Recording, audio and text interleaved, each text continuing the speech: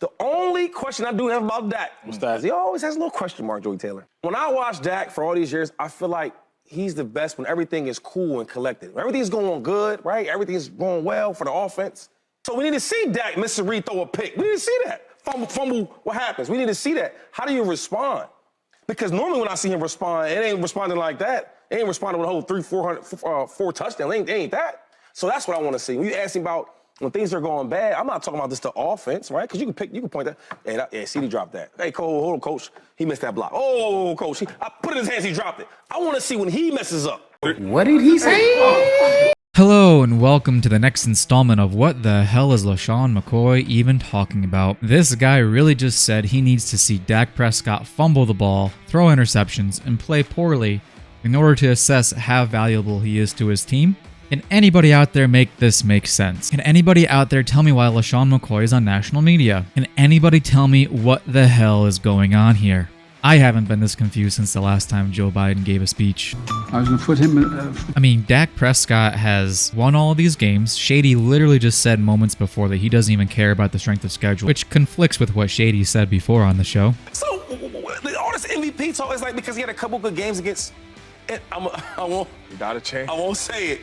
They are NFL teams, but they're not winning teams. He said multiple times that the Cowboys haven't played anybody, so therefore Dak can't be MVP. Now that the Cowboys have beaten the Seattle Seahawks, who had a winning record, now it's going to turn to, well, I don't care about that, but what about this? Currently, Dak Prescott leads the league in touchdown passes. He's tied for 20th in interceptions. He's 5th in passing yards, 2nd in completion percentage, 2nd in passer rating, and is currently tied for 1st with Brock Purdy and QBR.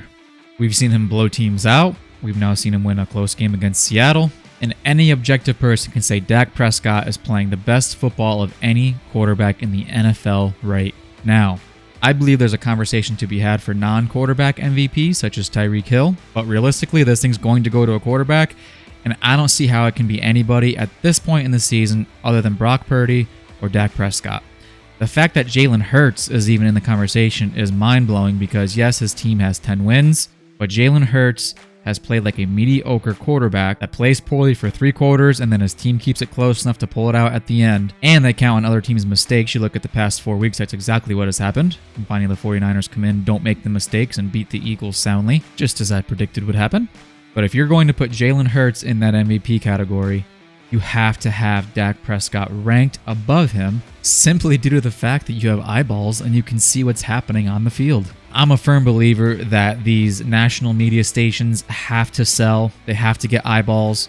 They have to get viewers and clicks and all that. And this has to be one of those things where he has to play the heel, has to go against all logic so people like me get suckered in and make videos just like this discussing how wrong this guy is. Because if he really feels that way, he has no business being on a national stage talking in front of millions of people.